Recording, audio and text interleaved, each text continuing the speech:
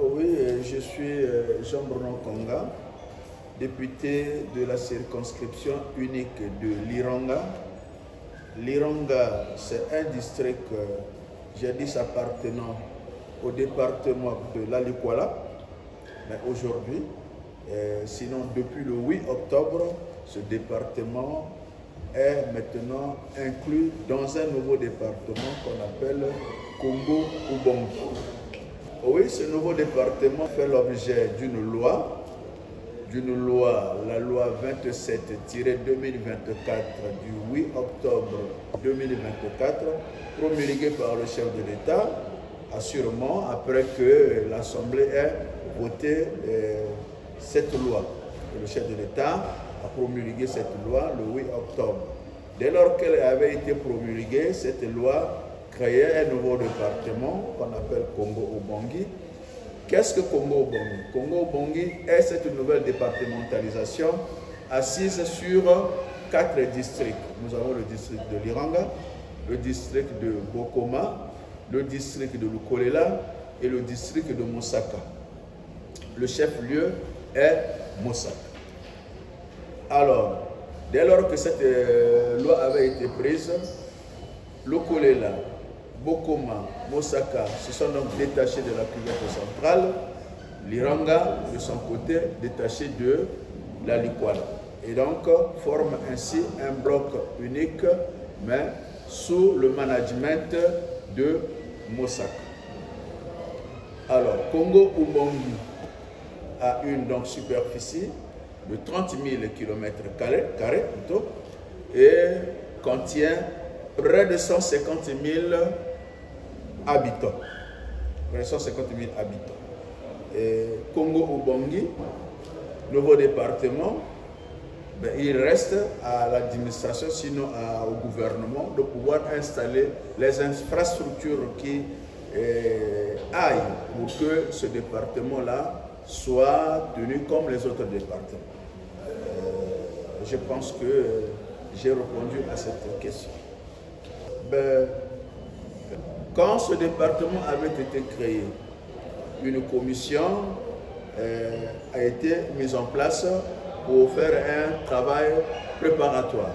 Et ce travail-là avait chuté par une assemblée générale tenue le 21 décembre 2024 au Palais de Congrès, rehaussée par la présence du ministre d'État, M.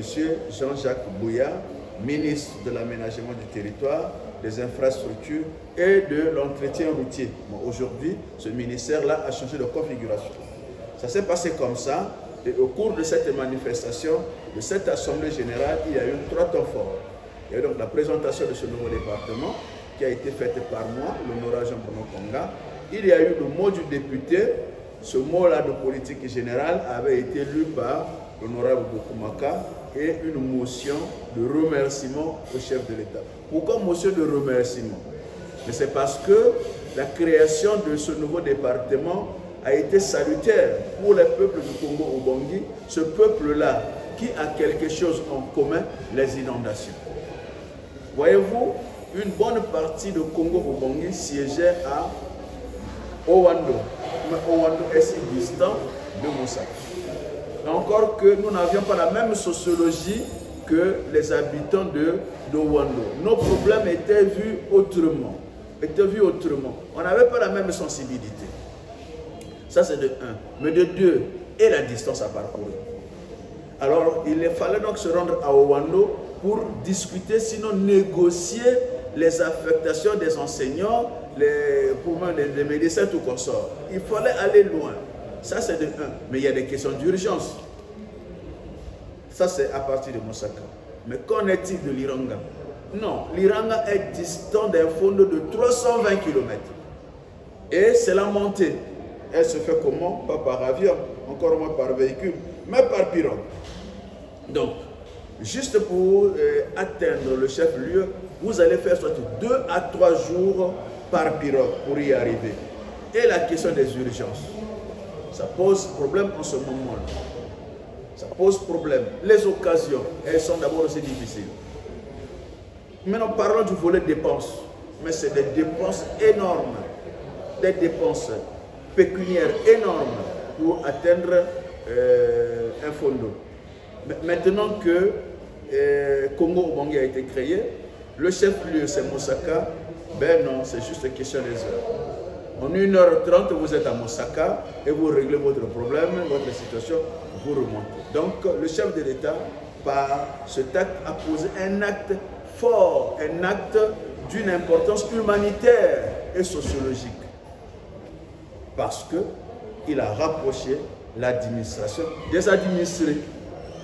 Voyez-vous, il y avait comme une certaine dichotomie. Le chef-lieu, c'est un fondo. Mais il y avait certains problèmes. Les problèmes juridiques se réglaient à Mosaka. Voyez-vous, combien de fois il y avait ce quiproquo là. Il a fallu lever tout cela et harmoniser les choses. Mais quel a été le sentiment de la population? Ben non, la population a applaudi cet acte. A applaudi cet acte. Si bien que la population nous a commis et nous a demandé de nous faire recevoir par le chef de l'État et le lui dire solennellement, et le lui dire et faire apporter au chef de l'État leur joie. Leur joie. Et en retour, le peuple a dit ceci: nous soutenons le chef de l'État, son Excellence Denis Sassou Nguesso. Nous soutenons son gouvernement, nous soutenons ses actions. Parce que lui connaît nos problèmes. Et nous repartons avec lui. Mais puisque 2026 pointe à l'horizon, qu'il sache qu'il peut compter sur nous. Le peuple de l'Iranga l'a dit, et l'a dit solennellement. Vous pouvez compter sur nous.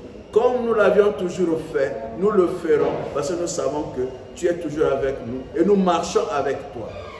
Voilà tel a été le message de la population. Vous n'avez qu'à voir par les images. Il y avait un engouement terrible. Tout l'Iranga était là à l'assemblée de l'Iranga. Donc il y a eu des assemblées sectorielles. Il y a eu cette assemblée à l'Iranga et tout l'Iranga était là. Et ce n'est pas une mascarade, c'est du vécu. C'est du vécu. Par la voix de notre chef politique, le camarade, membre du bureau politique, Mariam Okonzo, il l'a vu et il l'a témoigné.